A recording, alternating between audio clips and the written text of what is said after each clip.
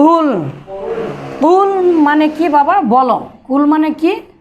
বলো, বলুন, বলুন। আল্লাহ তাআলা ব্যবহার করেছেন কুল আউযু বিরাব্বিন নাস, বলো, তাহলে বলুন।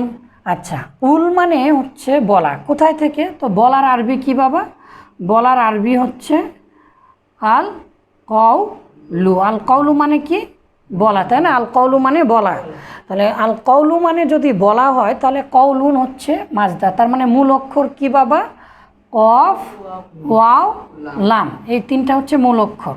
তাহলে মূল অক্ষরের মধ্যে আমরা কি দেখতে পাচ্ছি বাবা? কোন কালেমাতে ওয়াও এসেছে?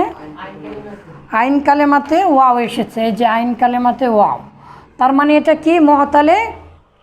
মুআতালে আইন বা আজওয়াফে ওয়াবি। মাশাআল্লাহ, মাশাআল্লাহ।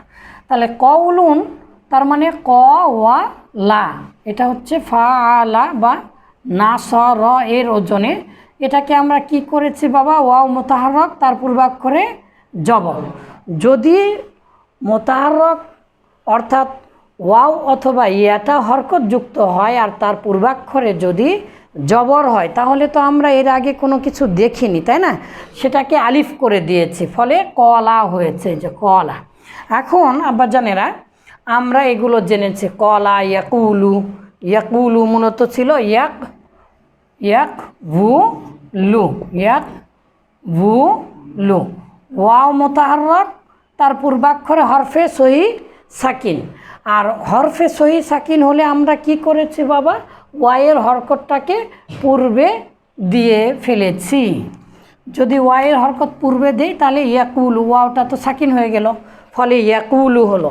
ইয়াকবুলুর চাইতে ইয়াকুলু বলাটা বেশি সহজ, আর এই জন্যই তালিল করতে হয়েছে।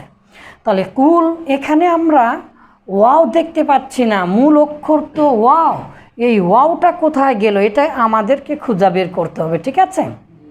তাহলে প্রথমে আমাদেরকে চিন্তা করতে হবে আল কওলুন মাজদারটা নাসরা ইয়ানসুরু থেকে ব্যবহার হয়।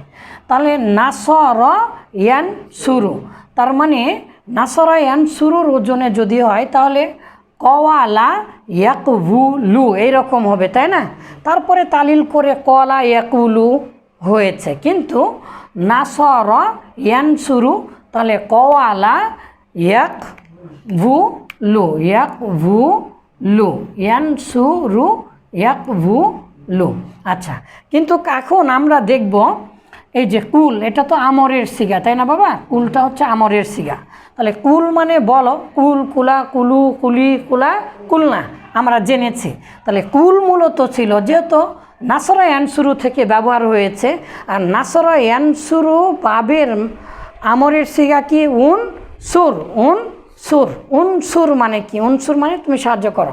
তাহলে এটাও হবে, কুলটা হবে মূলত উনসুর উক বুল। কি হবে? উক বুল। কুলটা তাহলে মূলত কি ছিল? উক বুল। কুলটা কি ছিল? উক বুল। কার ওজনে? উনসুর। মিলে গেল, তার মানে আমাদের এটা সঠিক হয়ে গিয়েছে। এখন দেখেন তো আব্বাজানেরা, ওয়াওটা এটা কি? মুতাহাররক, মানে ওয়াওটা হরকত বিশিষ্ট হয়েছে। আর তার পূর্বাক্ষরে যে কফ, কফে কি আছে বাবা?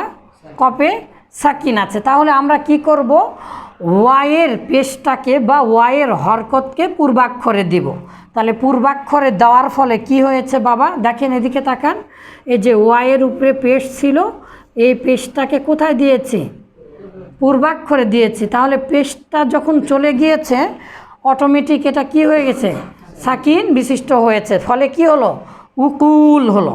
এখন দেখেন তো বাবা, আরবি ভাষায় দুই সাকিন পরপর একত্রিত হতে পারে না, পড়া যায় না।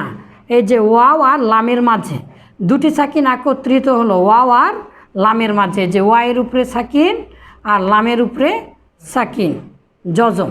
তাহলে দুই সাকিন যদি একত্রিত হয়, আমরা এর আগে কি করেছি বাবা? এর আগে প্রথম অক্ষরটাকে আমরা খেয়ে ফেলে দিয়েছি, বিলুপ্ত করেছি।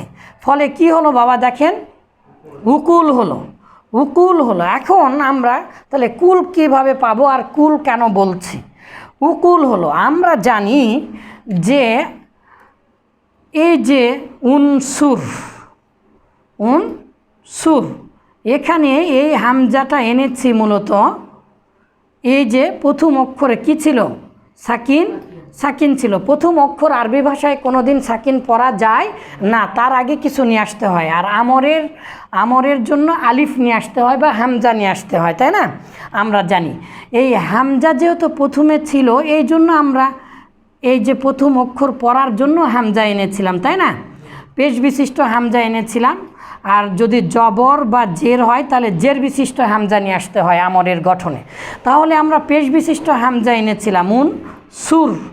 এখন ও কবুলের দেখেন তো আব্বাজানেরা, প্রথম অক্ষর কি সাকিন বিশিষ্ট আছে? প্রথম অক্ষর কি সাকিন বিশিষ্ট? তাহলে যেহেতু প্রথম অক্ষর সাকিন নেই, আর আমরা এই হামজাটাকে কেন এনেছিলাম? প্রথম অক্ষরে সাকিন ছিল, পড়া যাচ্ছিল না, তাই হামজাতে যেহেতু আমরের সিগাতে হামজা নিয়ে আসতে হয়, এই জন্য হামজা এনেছিলাম। সাকিন ছিল বলেই কিন্তু আমরা হামজা এনেছিলাম। আলামতে মোজারেকে বিলুপ্ত করে আমর গঠন করতে হয়।